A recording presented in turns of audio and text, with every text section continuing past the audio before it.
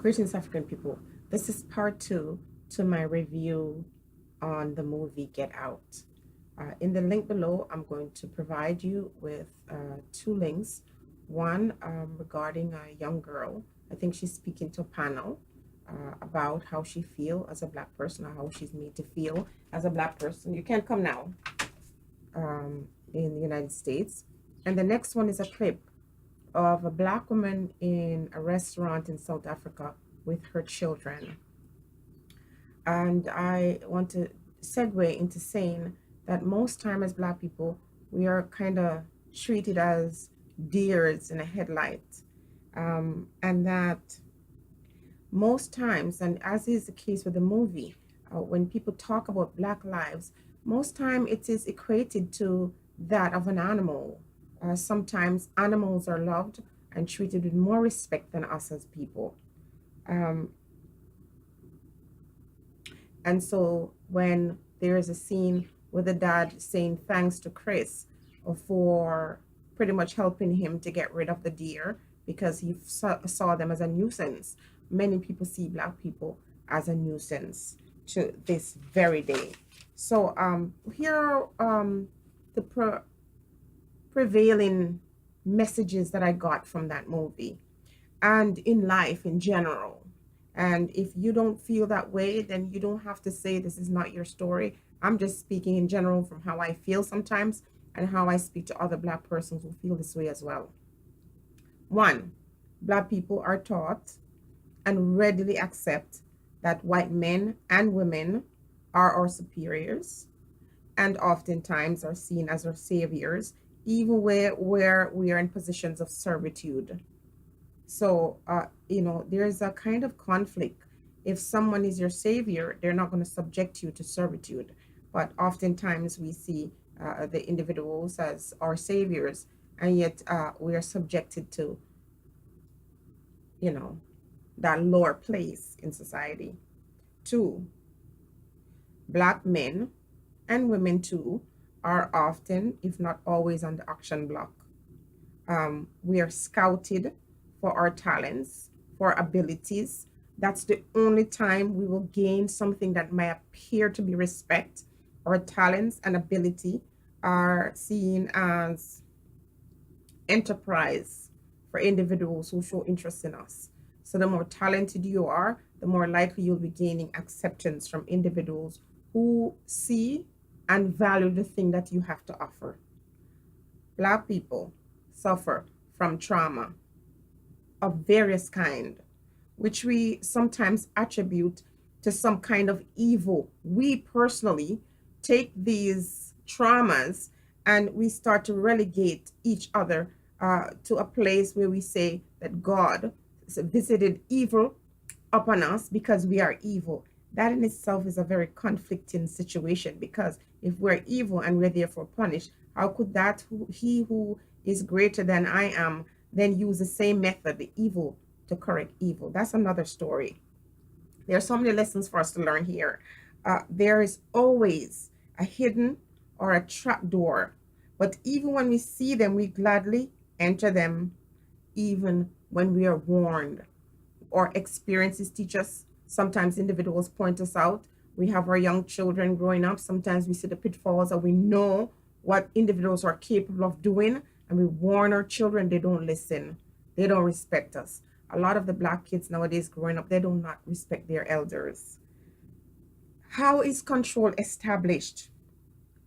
And the movie did talk about that in some detail, but it says through a series of hypnosis. We are hypnotized either through money, if you're a man, women, or if you're a woman, men, material possessions, and of course, one of the biggest thing, political and religious ways of hypnotizing us as a people. Methods of transplantation is used to render us weak and docile. Weak and docile Black persons are the ones who are often elevated to certain status. If individuals realize that you are one of those nanny type persons or someone who has a rebellion, those individuals will not kind of invest in you. you're going to be problematic. The interest is to take the weakest and the most docile Black people, elevate them to positions of power to control those who would resist. Give you the impression that if you behave yourself nicely, this could be you. But really, if you are of the spirit of a person who would want to say, I am my own person, I have my own identity, I love who I am about building my community, you will never, ever get that kind of support where you become wealthy and you'll be able to use your money for good.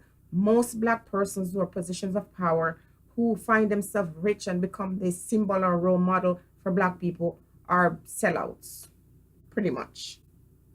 And then we have to look at how individuals are portrayed as angry or dangerous.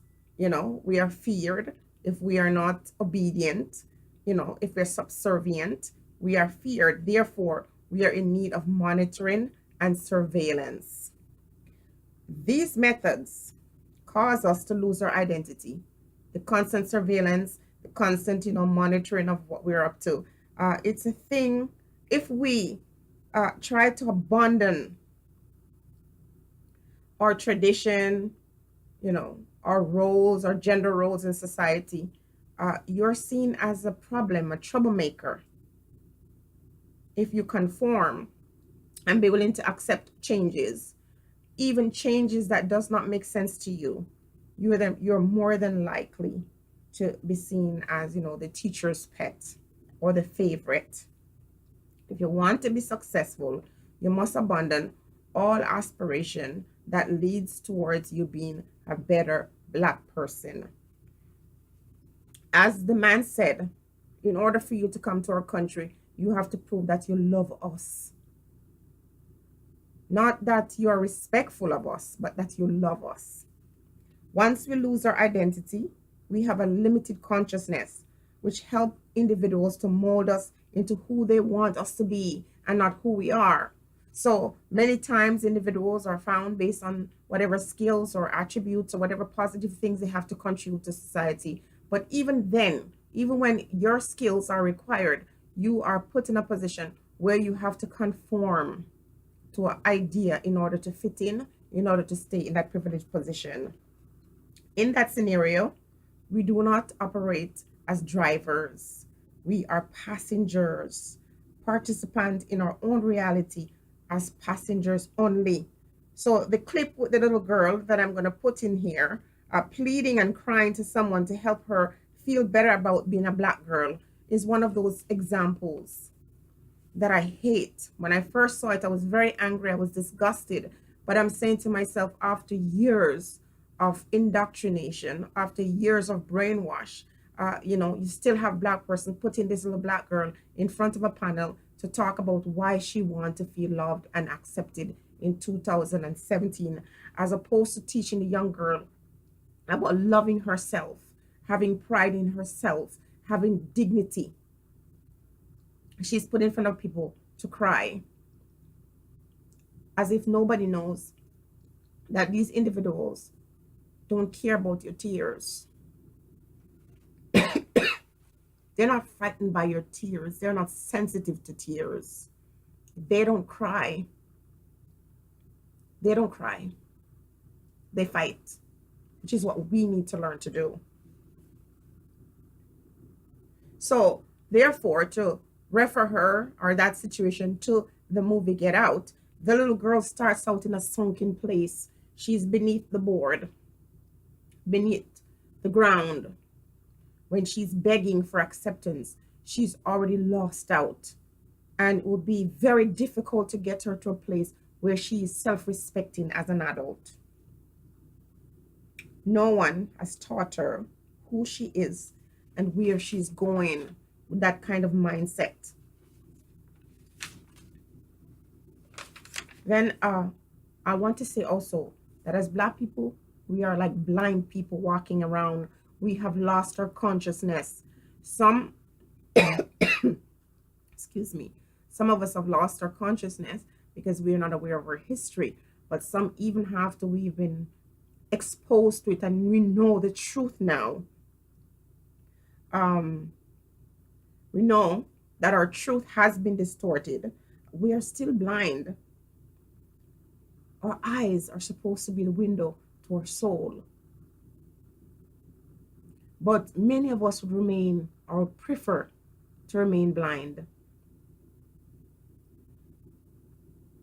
Our eyes grow dim from lack of knowledge. Where are we headed if we cannot see?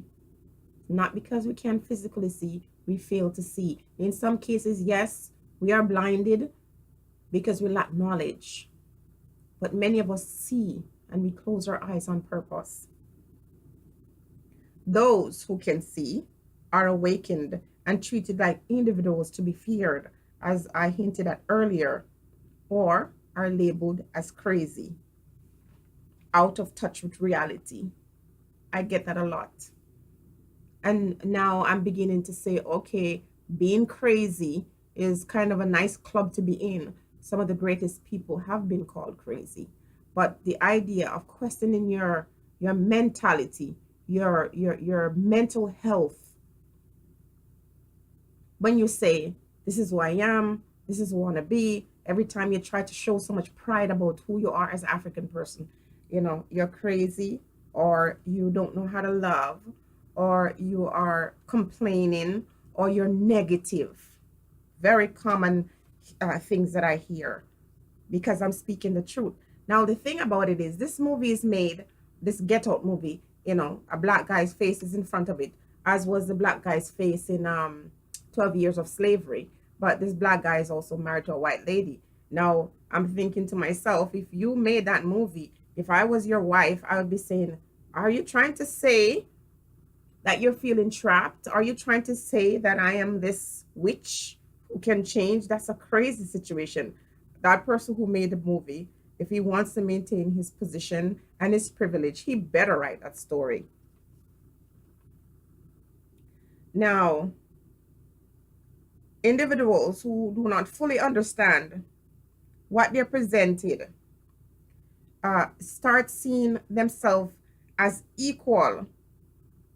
We pretend that we are equal in today's society because we're like zombified. And even when the light flashes and you're waking for a short moment, like for example, when a black person is killed unfairly, when you see clear, blatant disregard and terrible things happening to black people, you wake up for that very minute. But slowly, as with the case with Chris taking that picture with that guy and his eyes flashing wide open for a moment and him coming to himself, and you see the true person who he was quickly when that camera lens, or that light goes off, we go right back to being in a place of denial. The control is too great. So you accept abuse because it's easier than standing up because you don't want to die, although you are dead already. You don't want to stir the boat. You don't want to do anything that is going to, upset anybody. More lessons learned. The deer in the movie is very symbolic of Black lives, for as many of us are like deers caught in the headlight, as I said earlier. We are not victims, though. Unless we agree to be victims, we have the power to change things. Video will be provided as well with the lady in South Africa standing up to this man who is clearly a bully and a coward. We are not victims unless we agree to be victims. The things used to intercept our journey can become our weapon to aid us to escape, i.e., the deer antler and the knife was used in the movie. Those things first came to attack the Chris, or to stop him from leaving or doing what he needs to do, but he was able to take those same things that originally started out as something to destroy him. He used it to escape, and we can do the same. Black woman is used to break or change the mind of black men and vice versa, as we can see that scenario in the movie, the black woman crying but still trying to convince that guy Chris that she was happy. Black women are trained to defend and protect the role of servant. The false sense of inclusion and acceptance causes us to abandon the desire to be on equal footing with all women or all men if you're a male, so that, you know, delusion that we're included causes us to abandon what we truly know. We say we, us, in talking about issues that are like affect all women, but when these women talk about these issues, when they address women's rights and things that they want for themselves, they're not including us black women in these debates. They're not. They're not including us. So now we have to understand that we're always behind, we're left behind. But please understand that being attacked from behind does not mean we have to surrender, does not mean that we will automatically die. So I saw Rose drinking milk from a black straw. I thought that was such a powerful symbolism. And I'm saying we are the ones who offer many people sustenance through our efforts, forced and freely given. The milk represents the fruits and the foods that we produce, only to see many white folks get nourished and fattened while we stay dry and empty after they're full, sucking that thing that we provide, that milk, sucking it through the straw and getting fatter and richer and healthier, even as we are struggling. And I'm not saying that we can't do things, again, as I said earlier, to overcome some of these hurdles, but they're there. She's sucking the milk out of the black straw. When black people are reminded through the various methods of awakening, protest ensues, but it does not last, because we want love. We want love more than we want freedom. For many of us, we would rather be a part of a lie than live in a world where we live free of that lie. So it's more easy, it's more comfortable. The truth of the matter is, if white people said, get out of here, and provided us a country where we could stay, where we have wealth and where we have freedom, many of us would not want to stay in an environment with only black people. We would rather stay in a place where we're treated like dogs. We just still want to be around people who don't like us. So the idea that we could have freedom stands second to our desire to be loved. All we need to hear is, I'm sorry. These are magical words to black people. They're hypnotic words that put us in a mind control state. We would rather die to save the ones we are trained to love. Like the Pavlov dog, black people learn how to bark, how to stand up, how to perform for bones. Only those who trust their gut, learn from the past, accept reality. Only those can escape. In the end, Chris asked his friend, how did you find me? He pretty much said, handle the situation, which we have failed to do as black people. We have failed to handle our situation. Sometimes through complaints, yes. Sometimes through denial, yes. Sometimes through cowardice.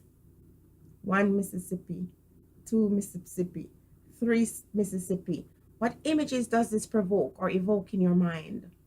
How comfortable are you with these words?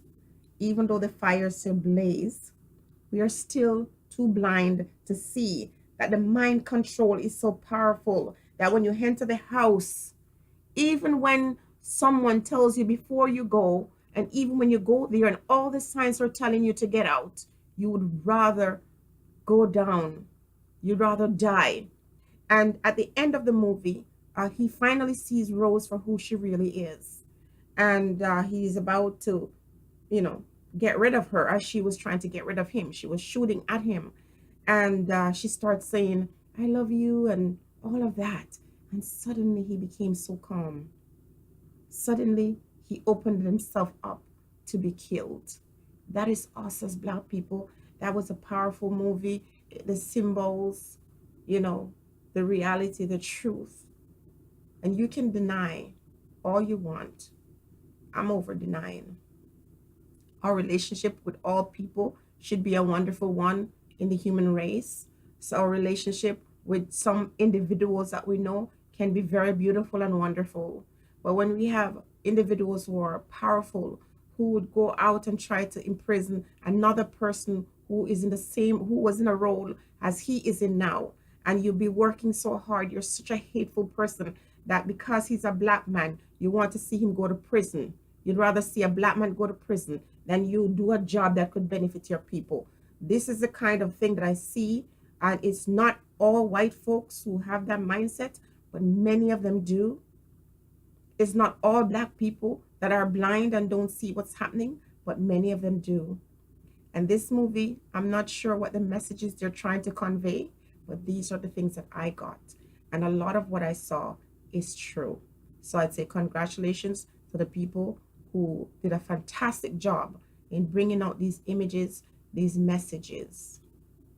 You can see them and ignore them, or you can go back to your wretched place of demanding to be included. Be blessed, African people. Think on these things.